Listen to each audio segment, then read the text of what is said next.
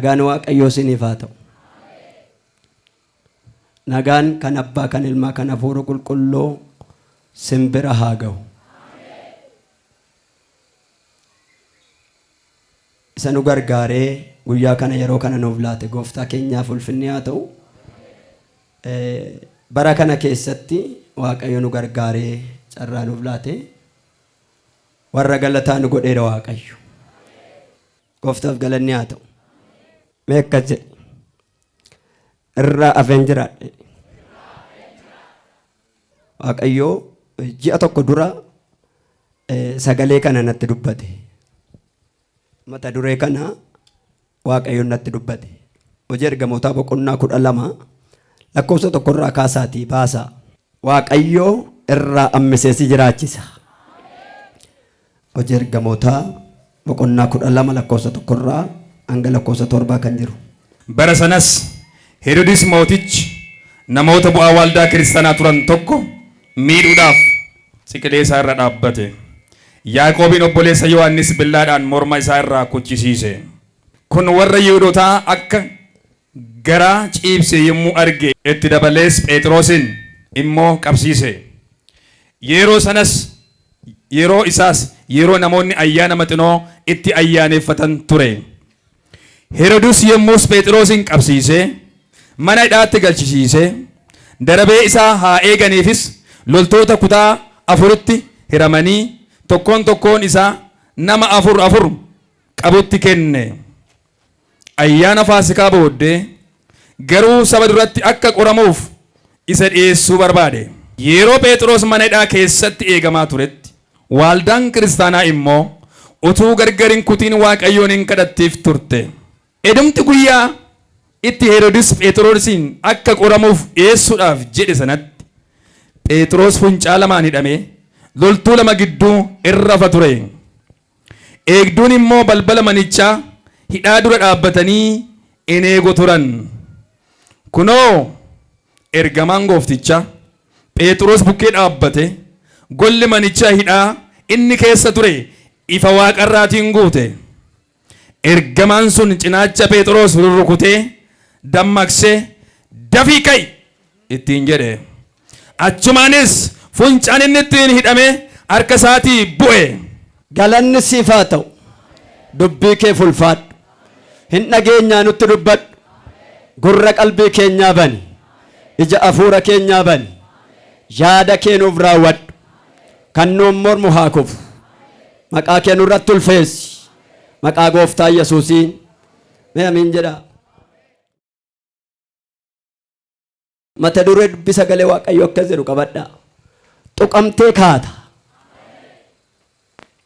Lafa kanatti namoota bu'aa waldaa kiristaanaa turanii miidhuudhaaf Heroodis mootichi jedha ciqileesaa irra dhaabbateedha. Namoonni kun namoota calma jedhanii jiraatan miti. Waldaa kiristaanaatiif bu'aa warra ta'an, biyyaaf furmaata warra fidan, hidhaan kan ittiin hiikamu, maqaan Waaqayyoo kan ittiin kabajamu, wanta ulfaataa fakkaatu kan ittiin Waaqayyo deebii laatu, namoota bu'aa ta'an, namoota furmaata ta'an, namoota maqaan Waaqayyoo ittiin kabajamu miidhuudhaaf Heroodis mootichi ciqileesaa irra dhaabbate jedha. Ciqilee irra dhaabbachuurraan kan ka'e Yaaqoobiin obboleessa Yohaannisiin billaadhaan kokkeensaa akka cixu hin taasise jedha. Inni kun immoo warra Yihuudootaa akka garaa ciibse hin arge jedha. Erga Yaaqoobiin dhiigni isaa dhangala'e Phexrosinis hin qabsiise jedha.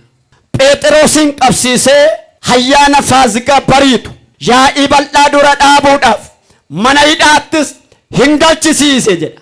Erga mana hidhaatti galees Phexros loltuu 2 jidduu akka inni ciisee eegamu hin taasifamedha. Kana qofaas miti. Halarraas kutata 4tti qoodamanii namoonni 4 wal qoodanii loltoonni hin eegu turan jedha. Phexrosin ergamaan Waaqaa halkan lafanni dukkana keessa jirutti, lafanni eegamaa jirutti, lafanni qabamee jirutti, lafanni furmaata dhabetti ergamaan Waaqayyoo kataf jennaan dhufe. Yeroo ergamaan Waaqayyoo dhufu namnis quban qabu. Xiqqaanis hin beeku, guddaanis hin eegu. Inni eegus hin beeku, inni eegsisus hin beeku. Kan arge nama miti, kan waame nama miti. Garuu Phexrosin kan qabe, kan eegsisus, kan eegus namadha. Waaqayyo garuu ergamaa isaa ergeetu dafiitii mucaa koo qaqqabe kan jedhu galgala kana labsiin tokko ba'eera. Maal kan jedhu seete mucaan koo gadhiifamee adeemsa haa jalqabu. Mata kasakka jooyi bileewii qiddeegis du'aayi. Lafa dhokate, lafa qabame, lafa daangeffame, lafa haalaaf ulaagaadhaan hukkaafame ba'ee adeemsa haa jalqabu mucaan koo gadhiifamu kan jedhu Waaqayyo biraa galgala kana sagaleen ba'eera. Ana maaltu na ajaa'iba seetu. Namni balbala cufatee loltuun bitaa mirgaa gareedha wal qoodee Phexrosin eega bitaa mirga kan jiru loltuudha. Kataaf jennaan ulfinni Waaqayyoo dhufe. Akkanna with bide guide. Akka jedhe Waaqayyo isa sitti cufame galgala kana ani immoo ittan ol seene. Maata kuwa digaa. Namni cufuu danda'a. Namni si daangesuu danda'a. Namni hin danda'amu jechuu danda'a. Waaqayyo garuu akkas hin jedha. Dhimmi kee cufame galgala kana hin banamu. Akka jedhu Waaqayyotu wanta namaan dhiitamee cufame galgala kana humna maqaa kootiin hin banama jedha Waaqayyo. Ana kan na ajaa'ibu Waaqayyo jecha akkas. Waaqayyo akka jedhu dachaa torba sirratti cufameera taanaan dachaa lama ulfinni kootti mul'atee sirraa banama. Torba cufamuu danda'a. Dachaa lama yeroo ta'u 14 ta'ee dhimmi kee galgala kana hin banamu. Meeqas jedha naa banama jedha. Waaqayyotu maallaan jedhe seetan dhaloota dhokate ukkaamame hawwaalamee yoom guyyaan na dhufa. Yoon waa'een koo raawwatame harka namaanoo dadhabame Waaqayyo yoom na ilaala warra jedhan galgala kana lafa dhokataniin baasaa jedha Waaqa. Meeqas jedha tuqaatii hin baata jedhaani. Tuqamtee baata immoo jedhaani. Namni ba'uu danda'a. Tuqamanii ka'uu fi ka'uun tokko miti. Tuqamanii ka'uu fi ka'uun tokko miti. Namoonni baay'een ka'uu danda'u. Namoonni baay'een dubbachuu danda'u. Namoonni baay'een hojjechuu danda'u. Waaqayyo garuu akkanaan jedhe warra hojjetan qofaa ta'uu hin taane warra tuqamanii ulfinni kootti mul'atu tuqeetan ulfina kootiin kaasa jedhe Waaqayyo. Namni yoo si tuqe deebi'ee nuffitee ciisuu dandeessa. Afurri Waaqayyo olii dhufee si tuqa irra taanaan ciisuu hin dandeessu. Haalaaf ulaagaan qabamuu hin dandeessu. Galgala kana harka namaa miti harki Waaqayyo si bira ga'eera. Ergaasii qaban tuqeetan deemsa eegalchiisa namoota baay'eenaan jira Waaqayyo. Tuqeetan karaa eegalchiisa jedha Waaqayyo. Tuqeetan ulfinatti baasa. Meeqas jedha tuqamtee baata jedhani. Nagaraችሁ ዛሬ ማታ ይነካል። የናቃችሁ ነገር ዛሬ ይነካል። ሎላኪ ከሚውድ ብላሃት ዳይ አይቻልም ያላችሁ ዛሬ ማታ ይነካል። ተዘግቷል ያላችሁ ዛሬ ማታ ይነካል። ነገርሽ ይነካል። ሕይወትሽ ይነካል። መቀዘድ ድምቆ ሂንቱ ከማጀረት አባየ ከና አጃይቡ የርገማን ዋጣ ዱፌ ጀደ Phexros halkanitoonni rafuu jedha. Lafuma na ciisutti hin rukutee jedha. Hin rukutee fi rukuteen tokko miti. Tokko rukutamee dhaga'amuu dide dhimmi kee rukutamaa jira hin banamu. Maaliin argamma seete mul'atan? Boqqolloo lakkuu ta'ee biqileen arga. Boqqolloo lafaa ol ba'ee jirma isaarratti immoo lakkuu ta'ee lafum tokkotti mul'atuun arga. Akka jedhe Waaqayyo dhimma ijoollee kooti lakkoo godheen hojjedhaa jedhe Waaqa. Bakka jara dhimmi koo hojjetamaa jira jedha. Isuma rurrukutiitii banamaa jira fudhu jedhaani. Humnuma maqaa Yesuusin dhimmi kee haa banamu. Cufaa waggaa baay'ee sirraa haa banamu.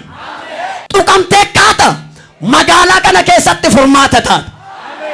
Kan warra mortootaa dhimmi isaanii yeroo gadi bu'u kan kee dachaa dabalaa adeemu. Sababa tuqamtee kaasurraan kan ka'u maaltu ta'a? Tokkoffaa si ifa malee sitti hin dukkanaa'u. Humnuma maqaa Yesuusiitiin dhimmi kee haa tuqamu. Natti hin dukkanaa'u jedha. Sababni isaa jedha. Isa jabaatu na faana jira. Namoonni baay'een akka eenyu sin faana jiru adda baaftanii beektaniittu taanaan yoo baatus yoo galtus hin sodaatamta. yoo dubbattus yoo hojjettus in sodaatamtaan jedhani. Men sodaatameen jiraadha jedha. Sodaachaan jiraadhu jedha. Lammaffaa hidhaatu sirraa hiikama. Galgala kana namoota baay'ee irraa hidhaan hiika jedha Waaqayyo. Hidhaa du'aa, hidhaa dhibee, hidhaa rakkina. Phexroosiin jedhama. Ergamaan Waaqaa yeroo rukututti jedha. Funcaan inni ittiin hidhamee jiru hirraa bu'ee jedha. Phexros erga inni abdii kutatee hin danda'amu bakka dhumeera erga jedhee ergamaan Waaqaa fuudhee adeemsa eegalchiise. Balbalatu sii banama. Yeroo tuqamtee deemsa eegalu balbala ati yaadnetu banama. Balbalichi garuu maqaa Waaqayyoo kabajuuf kan ta'u. Balbala hamaa immoo cufuudhaaf sababa kan ta'u. Balbala isa tokkoffaa biras isa lammaffaa biras hin darbaniidha. Balbala isa sadaffaa bira yeroo ga'an balbalichi akka salphaatti wanta banamu hin turre.